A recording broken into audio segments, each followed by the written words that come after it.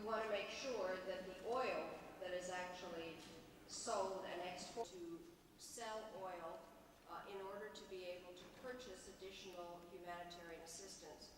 Parenthetically, let me say that Iraq must understand it can comply now or it can comply later. But if the sanctions regime is to be lifted, Iraq has no other choice but to comply.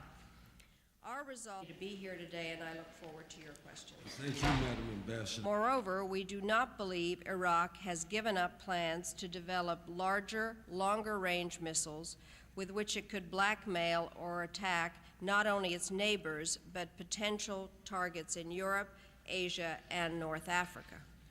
As evidence, consider that... We're with you. Madam Ambassador, believe, however, that Iraq would seize any opportunity to buy nuclear materials or a complete nuclear weapon on the underground market. Iraq also retains the expertise to build nuclear weapons. Accordingly, it continues able to escape from your latest trip without any harm, despite the stone. Where we think that if Saddam Hussein were actually to live up to all the sanctions regime, part of it, that he could not stay in power. We have no evidence that Saddam Hussein is going to live up to these resolutions. We don't. Do we? I mean, on the contrary, He's what been our kicking them problem around is for quite a while. credibility. He does not do, he lies. I mean, it's as simple as that.